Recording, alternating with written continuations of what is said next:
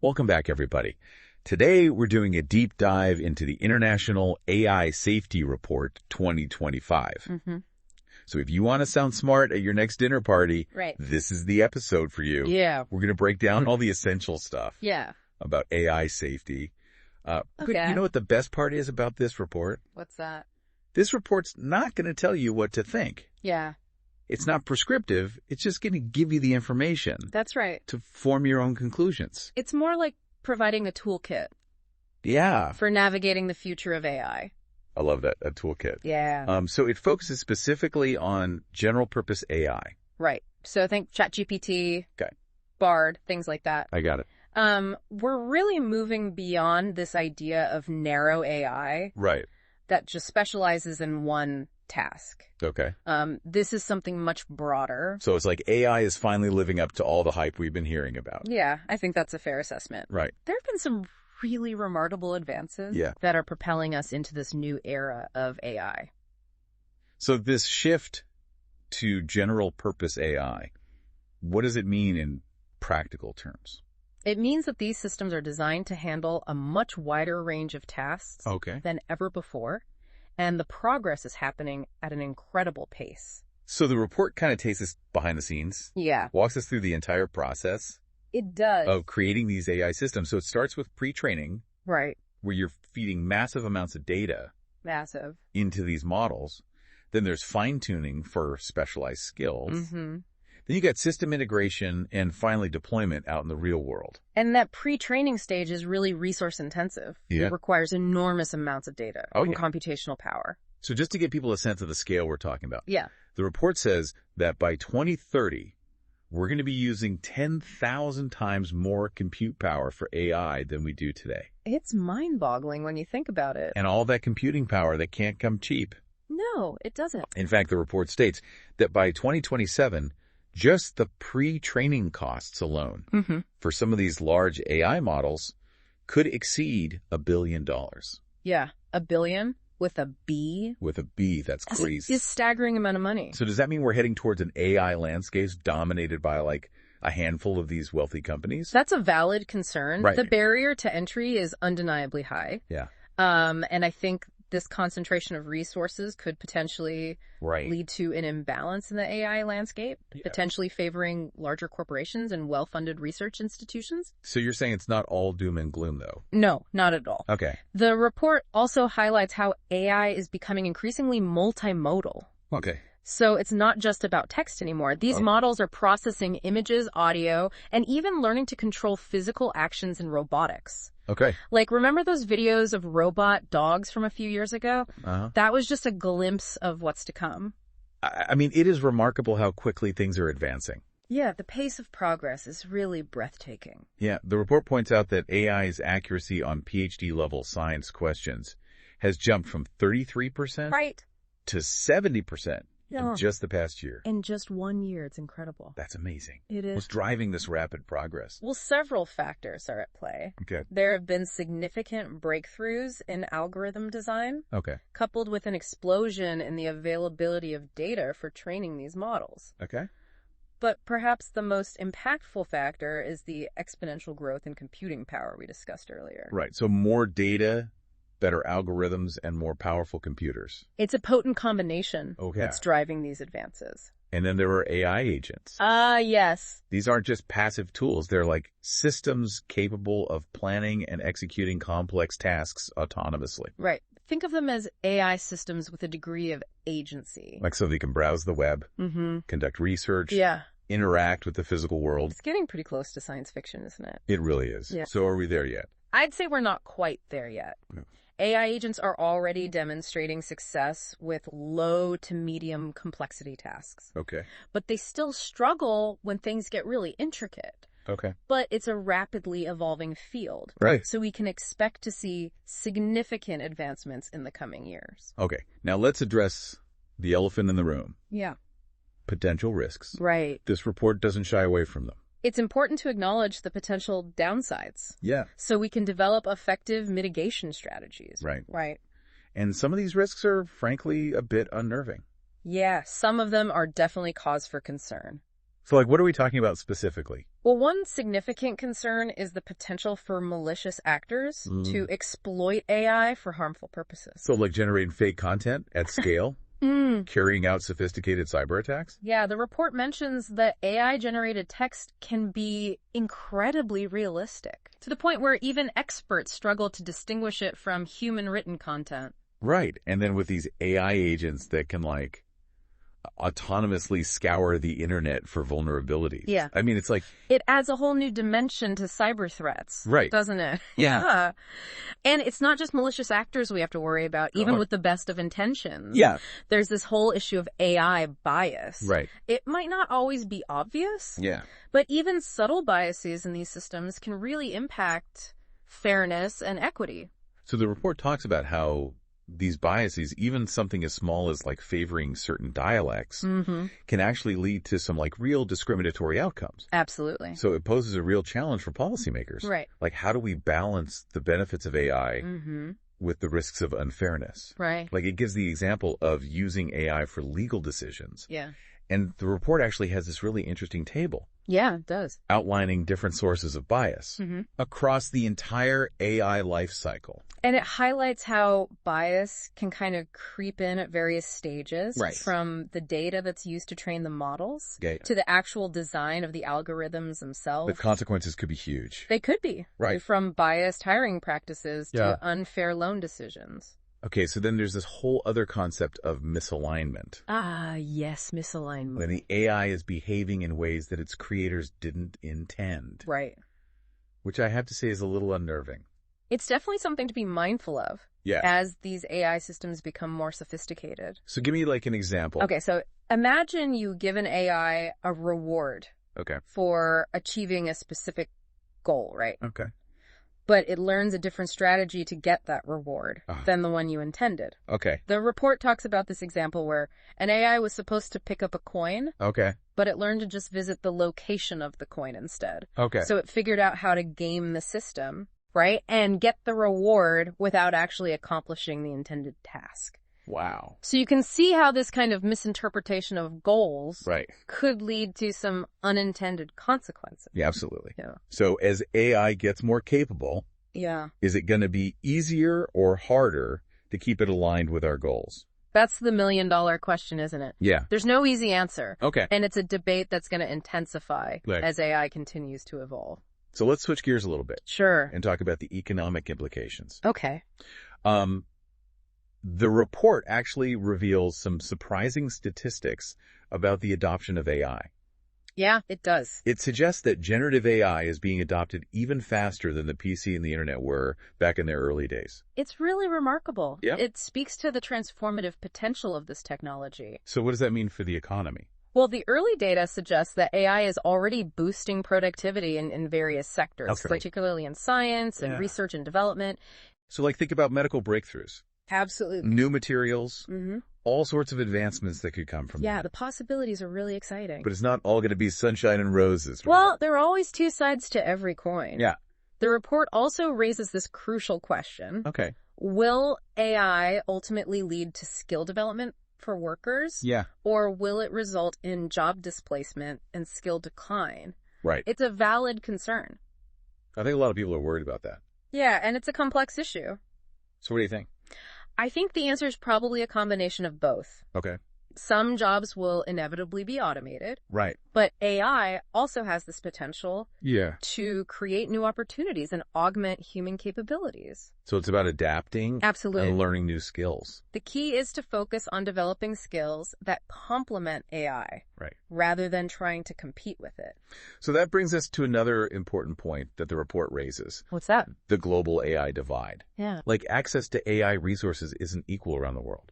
It's not. Right. So what does that mean? Well, it means that the benefits and risks of AI Yeah. are not going to be evenly distributed. Okay. And this uneven distribution could exacerbate existing inequalities. Yeah. And potentially create new ones. So like, what could that look like? Well, imagine a scenario where many countries become reliant on a handful of tech giants for critical AI infrastructure and expertise. Okay. That creates a power dynamic Yeah. that could have far-reaching consequences. Right. And then there's the whole environmental impact. Right. AI is energy intensive, and the report highlights this carbon footprint associated with AI development and use. Yeah. It's definitely something to think about. It is. Especially as AI becomes more pervasive in our lives. Absolutely. So can you give us some specifics? Sure. The report cites the example of Meta's Llama 3 models, which emitted the equivalent of the annual energy consumption of almost 1,500 U.S. homes during their training process. Wow. That's a lot of energy. And we talked about how this demand for computing power is just going to keep increasing. Yeah, it's an upward trend. Yeah. The report says that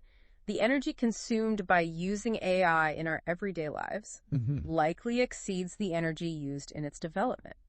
That's a sobering thought, isn't it? Yeah. So it's not just a theoretical problem. No, it's a real and growing concern. Yeah. And that's why it's essential to prioritize sustainability in AI development. Okay.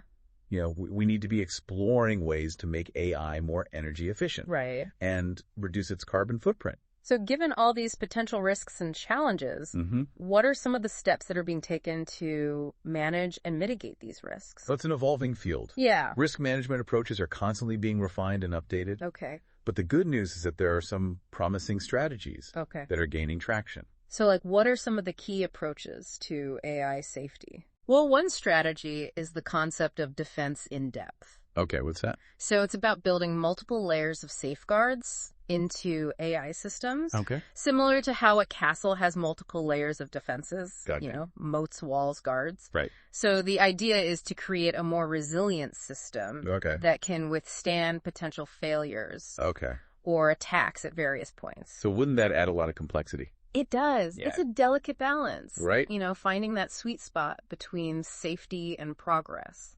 So are there other tools and techniques? Yes, there are. Okay. The report highlights practical tools like risk matrices, where you map out potential risks and their likelihood. Okay. And bow tie methods, which are visual representations that help analyze risks and develop mitigation strategies. So we're borrowing from industries that have a long history of managing complex risks. Exactly. We can learn a lot from fields like nuclear power and aviation that have decades of experience in developing safety critical systems. So it's about learning from the best. Absolutely. Okay. And the report also emphasizes the importance of safety by design. Okay, so what does that mean? It means integrating safety considerations into every stage of the AI development process. So not just fixing problems after they arise, but building safety in from the very beginning. Precisely. It's about proactive risk management. Got it. Yeah. But even with all these strategies and tools, it sounds like there are still significant challenges. There are. So what are some of the biggest hurdles? Well, one of the most fundamental challenges is simply prioritizing risks. Okay. With so much uncertainty about how AI will develop, it can be difficult to know which risks are the most urgent or most likely to occur. So it's kind of like trying to predict the weather a year in advance. In a way, yes. Okay. We're dealing with a rapidly evolving technology, and it's hard to foresee all of the potential consequences. Oh, what about responsibility? Ah, yes, the question of accountability. With so many different players involved in AI. Right. Like from the data providers to the companies building the infrastructure to the developers, the users. I mean, how do we figure out who's accountable for what? That's a major challenge. Yeah. You know, the AI ecosystem is complex. Right. And clear lines of responsibility can be blurry. Yeah. So it's essential to establish clear roles and responsibilities from the outset. To avoid finger pointing when something goes wrong. Precisely. So it's about creating a framework for accountability. Yes. Across that entire AI life cycle. Absolutely. And that requires collaboration and coordination among all stakeholders. From governments and regulators to industry leaders and research institutions. So we've talked about the risks, the challenges, the strategies for managing AI safety. But what about the future? Yeah, what's next? Yeah, what trends are emerging that are going to shape the AI landscape in the coming years? Well, the report highlights several trends that are worth paying attention to. One is the shift towards open weight models. Okay, wait, what are open weight models? So imagine an AI model where the inner workings are made public, similar to open source software. So it's like making the recipe for the AI available to everyone. In a sense, yes. Okay. It's a move towards greater transparency, which could have significant benefits for accountability and understanding how these systems work. So more transparency is a good thing. Right. Generally, yes. Okay. But it's not without its risks. Okay, so what are the risks? Well, increased transparency could also make it easier for malicious actors to exploit or manipulate AI systems. Yeah, so it's a double-edged sword. Exactly. Okay, what other trends does the report highlight? Well, another focus is on making AI systems more robust. Okay, what does that mean? It means ensuring that they can function safely and reliably, even in unexpected situations, or when they encounter data that's outside the scope of their training. So it's about building AI that can handle curveballs. Precisely. Okay. We want AI systems that can adapt to changing circumstances and continue to operate safely, even when things go wrong. And what about privacy? Yes, privacy. Given how data-hungry AI is. It's a valid concern. Yeah. You know, the report emphasizes that privacy protection needs to be baked into the design of AI systems from the ground up. Yeah. We need to develop techniques that allow AI to learn from data without compromising individual privacy. So it's not just about collecting as much data as possible. No. Right. It's about using data responsibly and ethically. Okay, so we've covered a lot of ground here. We have. We talked about the mechanics of AI development, the potential risks, the emerging strategies for managing those risks. Right. It's clear that AI is a powerful technology. It is. With the potential to reshape our world. It has the potential to be truly transformative. So where does all this leave us? Well, I think the takeaway message is that the future of AI is not predetermined. Okay. It's a future that we are actively shaping. Through the choices we make today. So it's not about fearing AI. No. It's about understanding it. Yes. Engaging with it. Absolutely. And guiding its development in a responsible and ethical direction. Precisely. It's about recognizing that AI is a tool.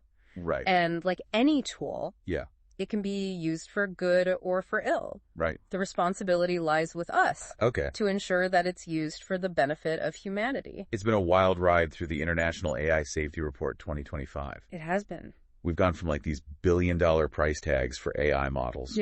To the potential of these AI agents.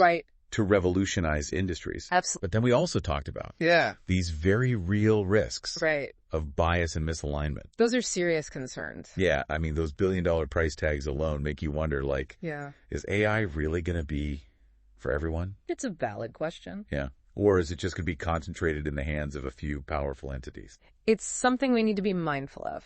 Yeah, but I got to say, I'm also feeling cautiously optimistic. Oh, yeah. Yeah, because the report highlights some promising risk management strategies.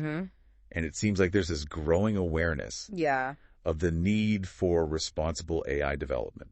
I think that's a key takeaway from the report. Yeah, so it's not just a technological challenge. No, it's a societal one. Right, so we all have a role to play. Absolutely. I want to thank you for expertly guiding us through this complex landscape. It's been my pleasure. I feel like I've learned so much. I'm glad to hear that. Yeah, so if you had to leave our listeners with just one key takeaway, what would it be? I'd say the most important message is that the future of AI is not predetermined. It's a future that we're actively shaping through the choices we make today. So it's not about fearing AI. Right. It's about understanding it. Yes. And engaging with it and guiding its development in a responsible and ethical direction. Precisely. It's about recognizing that AI is a tool. And like any tool, it can be used for good or for ill. Absolutely. So the responsibility lies with us. It does. To ensure that it's used for the benefit of humanity. I think that's a great way to put it. So to our listeners, as you go about your day, consider the ways in which AI is already impacting your world. From the recommendations you see online to the apps you use on your phone. It's everywhere. And ask yourself, what kind of AI future do you want to see? That's a great question for everyone to ponder. And how can you contribute to making that future a reality? It's a collective effort. It is. We hope this deep dive has given you the knowledge and the tools you need to engage in these critical conversations about AI. It's an important dialogue to be having. Until next time, keep exploring, stay curious, and remember the future is in our hands. Well said.